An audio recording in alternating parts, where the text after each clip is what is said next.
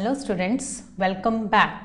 So as we have been discussing the topic of matrices, now we'll be switching to the next topic, that is elementary operations of a matrix. So what do we exactly mean by elementary operation? See, first of all, when I talk of elementary operations, I can either refer to elementary row operations or I can have elementary column operations. So what do we mean by elementary column or row operations?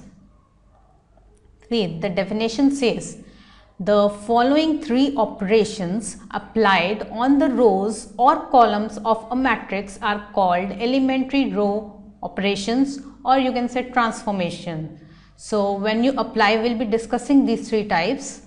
So when you apply these kind of operations on rows, you'll call it elementary row operations.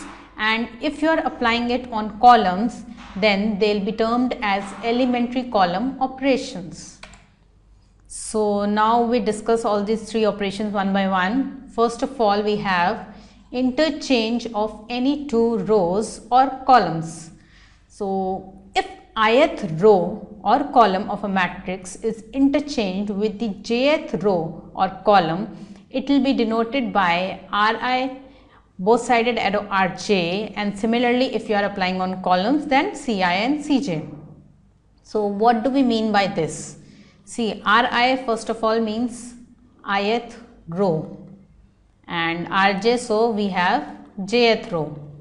So when you interchange two rows with one another, suppose I have a matrix 1, 2, 3 and 4, 5, 6, and I apply the operation R1 double sided arrow R2. This means R1 becomes R2 and R2 becomes R1. Then by applying this, the transformed matrix I get is 4, 5, 6, 1, 2, 3. So this was quite simple, right? Now we have an example in this context that says we have a matrix of this form. This is a 3 cross 3 matrix, you can see it. Then by applying the operation R2 interchange with R3, we get a matrix B of the form C. When I am applying the operation on R2 and R3, just keep it in mind that R1 will remain as it is. It will remain unaltered.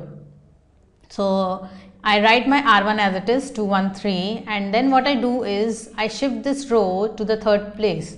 So my third row becomes -1, 2, 1, and my second row becomes third row becomes the second row. So here we have 3 to 4 becomes R2. So this is the required transformed matrix. Now the second is multiplying all elements of a row by or column of a matrix by a non-zero scalar. If the elements of ith row or column are multiplied by a non-zero scalar k, it will be denoted by this. See, you can denote this transformation either in this form, Ri tends to Ri into k, or you can have Ri tends to k Ri. This is the most general form of notation that is commonly used, right? So what do we do? Let us take an example, 1, 2, 3, again the same example I will take, 4, 6, 5, suppose this is matrix A, and what I do is I write it as R1 tends to 2 R1. So first of all, again the same thing, if I need to find out the transform matrix B, my operation is being applied on R1. So my second row, that is R2, will remain unaltered. So what do I do? My second row is 4, 6, 5. And what about R1? R1 is 2 times R1, so every element gets multiplied by 2. So here we have 2, then 2 into 2 becomes 4, 3 into 2 becomes 6. So this is the required matrix, transformed matrix. See, these operations are quite simple and you will be able to understand it quite easily. Again, we have an example in this context. A is a matrix, again 3 cross 3 matrix, then by applying R2 tends to 3 R2. What is the matrix B?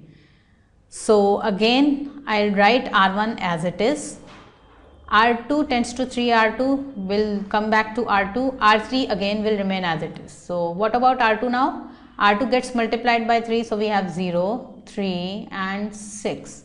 So this is the required transformed matrix. Okay, so now we have the third part. Adding to the elements of a row the corresponding elements of any other row multiplied by k, multiplied by scalar k. So this means if k times the element of jth row are added to, note here the word corresponding elements of the ith row, it will be denoted in this form. So what are we doing? To the ith row we are adding, we are first of all keeping the elements of the ith row, then we are adding k times the elements of jth row. Similarly, you can have this operation applied on columns. Again an example in this context which says we have a matrix A of this form, then application of the elementary transformation or operation R3 tends to R3 plus 2 R1 leads to this matrix. Again R1, R2 remain as it is, so we have the same elements. Now R3, what about this element? How do we get this? See, R3 becomes 0, R3 plus 2 times corresponding element of R1, so we get 4. Again if I apply the same element, same operation on second element, see this element, this becomes 1 plus 2 times R1, so we get 3. Similarly, you can get these two elements. So this was quite simple. Okay, so we have a recap. We have already discussed these three types of operations basically. So first one was switch any two rows, simply means R1 becomes R2 and R2 becomes R1. I hope you would have understood this, right? Now next is multiply a row by a non-zero constant.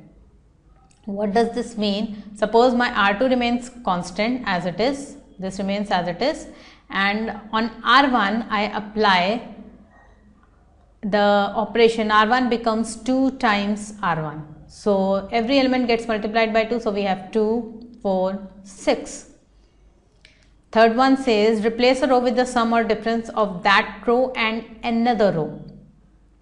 This is just like we discussed just right now, that you can add the elements of jth row to the ith row, or you can add k times the elements of jth row to the ith row.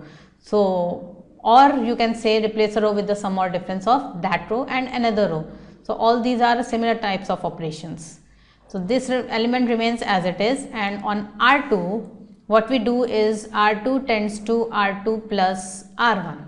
So we have 1 plus 4, 2 plus 5 and 3 plus 6. Okay, so last point says combine these operations. So what you can have is, in a single question you might be required to perform any one operation or two operations or maybe all three operations. So you can also have a combination of these operations.